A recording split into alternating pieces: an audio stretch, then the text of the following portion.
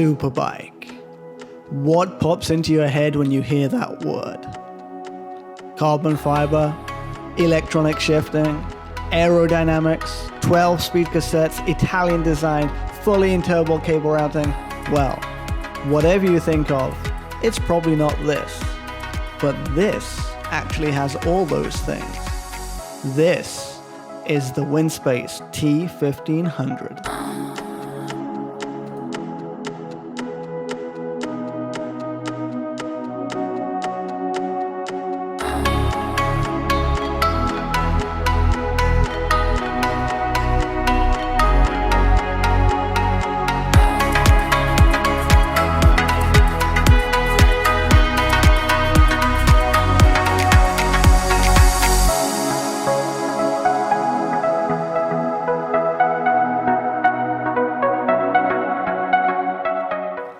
Unless you're a regular of my channel, you've probably never heard of Winspace, but they may be the biggest brand you've never heard of.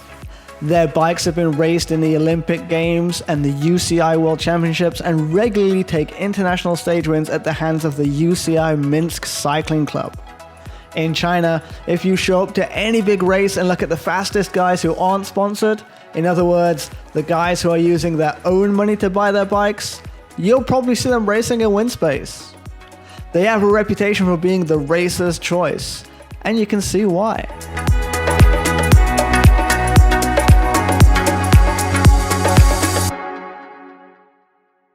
So this is the T1500D from Winspace. Let's have a quick walk through the bike. So at the heart of the bike, we've got a 47 centimeter Winspace T1500D aero bike frame. The D is standing for disc brakes. As you'll notice, we've got full disc brakes on this bike.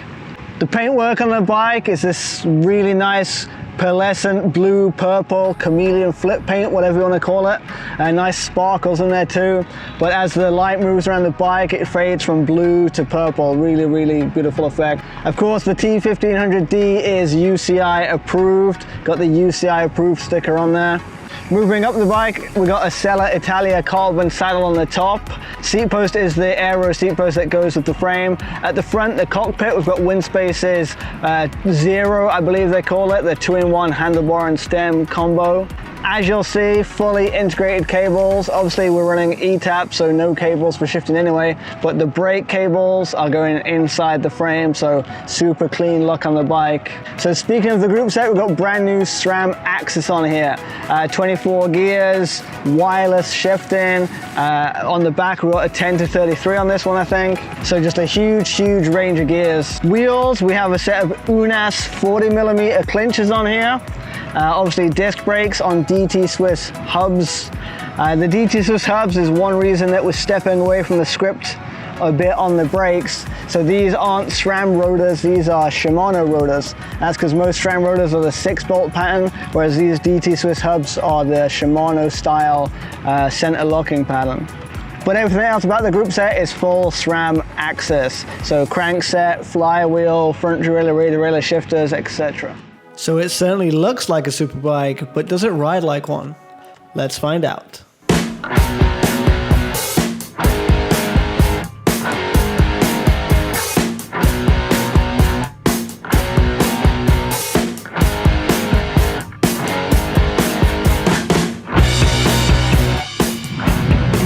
So the funny thing is, when we talk about superbikes, we have to think about supercars.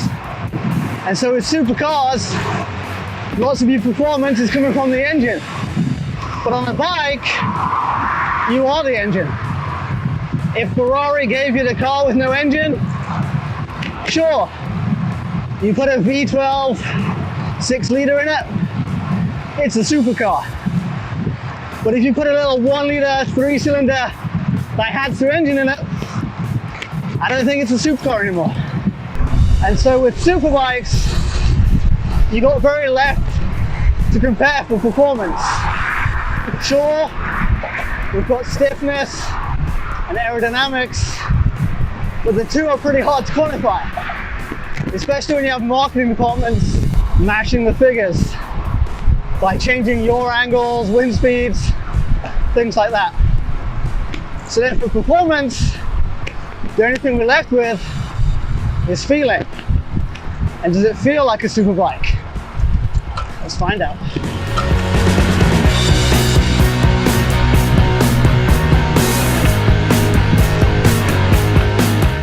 If we're going by feel, this definitely feels like a superbike. It's stiff, it handles beautifully, and it's definitely racy.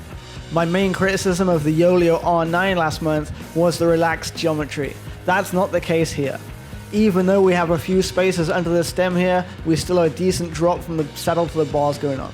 Pull out those spaces and you can get as aggressive as you like. So, is a superbike just about performance? Well, if we refer back to the car world for a second, take a look at the top of the range Tesla Model S. Over 750 horsepower and 0 to 60 in 2.4 seconds. It would leave most Ferraris and Lamborghinis in its dust. But there's not many people who would consider it a true supercar. Maybe it's too practical, maybe it's not loud and garish enough with its design, maybe it's not expensive enough. Does a supercar brand need a certain amount of heritage or history or panache? I think it's safe to say there's no set definition of a supercar, let alone a superbike. And that's before we even address the elephant in the room of what is a Chinese superbike. If it's where the bike is made, then many of the de facto superbikes from the likes of Specialized, Canyon, Cervelo are already made in China. If it's about the country of the origin of the brand, then you already have Giant and Merida from Taiwan. But let's avoid that sensitive topic. I guess, therefore, like beauty, a superbike is in the eye of the beholder. If you think it's a superbike, it's a superbike. As for whether or not a Chinese bike can be a superbike, I think we need to stop getting hung up on where your bike comes from. A bike being Italian doesn't automatically make it amazing, and a bike being from China doesn't automatically make it trash. Every country makes terrible and amazing bikes. And maybe, just maybe, we should judge bikes on a bike-by-bike basis, not on their country of origin. I guess the irony, therefore, is that my channel, which almost exclusively covers Chinese bikes, is telling you not to think about where your bike comes from. Anyway, on that bombshell, I'd like to say thank you to Winspace for lending me this bike. You can check out more on their website at winspace.cc. They ship their frames worldwide, and I'll be doing a full-length review soon. If you'd like to see how they make the frames, you can check out the video I did inside their factory. Make sure you subscribe to the channel so you don't miss my review of the bike when that comes out, and as always, China Cycling, out.